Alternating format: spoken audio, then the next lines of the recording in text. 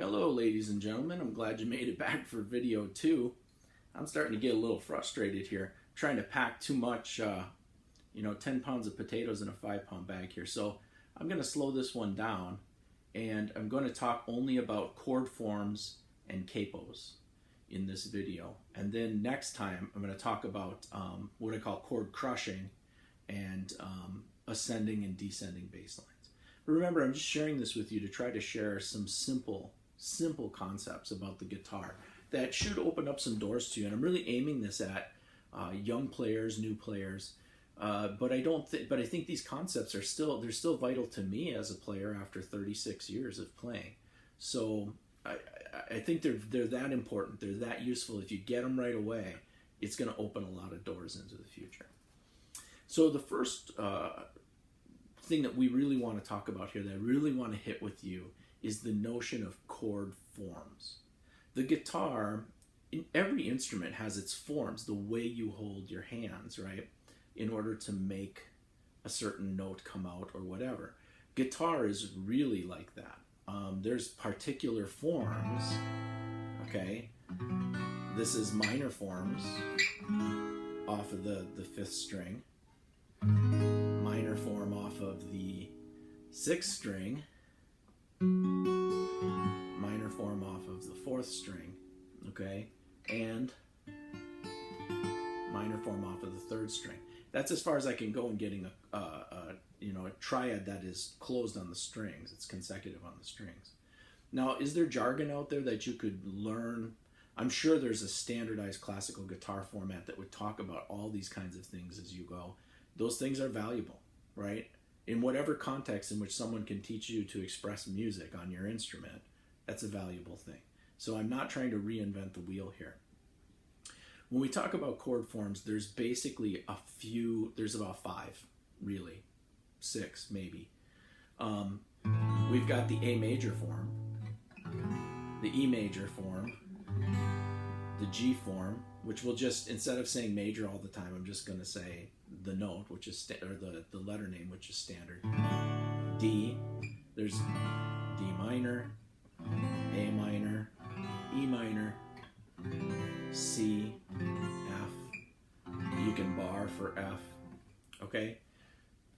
The beginning student will come pretty quickly to those chords. And in fact, a lot of us, we got started with that, and then we were there for a long time. Maybe you started playing folk music and almost all of it was played right there. If you're playing basic rhythm guitar for folk music, it's all getting played here.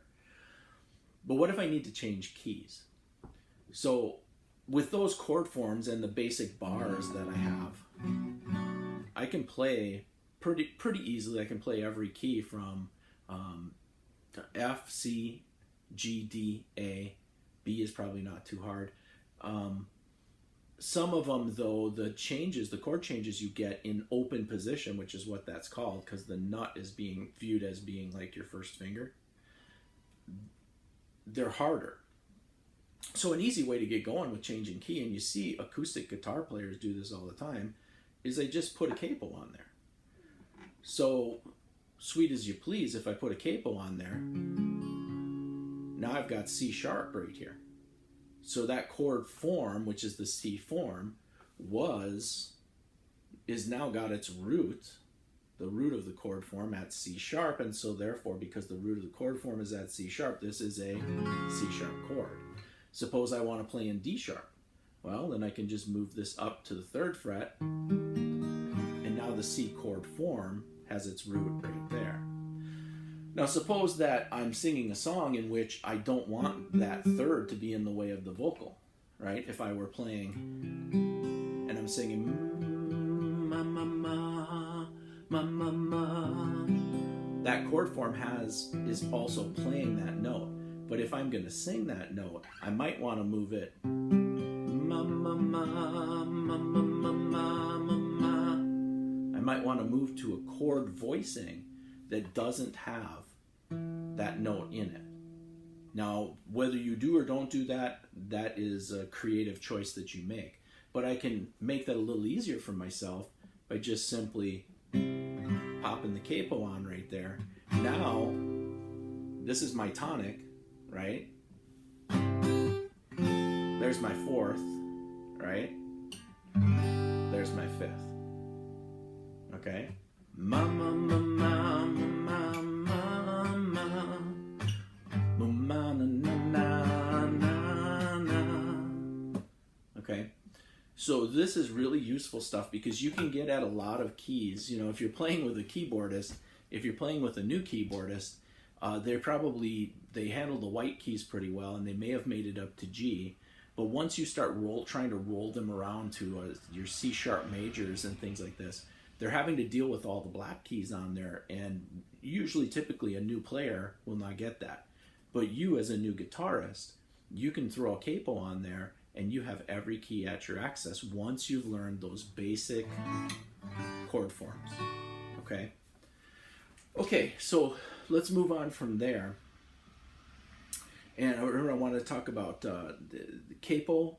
I wanted to talk about changing keys. And I think that's where I'm going to leave this. I'm going to leave this right there until the next video, in which we will talk about crushing chords, which is just my way of talking about all the chords you can create from very near to the same position. And we'll talk about a descending bass line. So hopefully you'll check in for that, and see you then.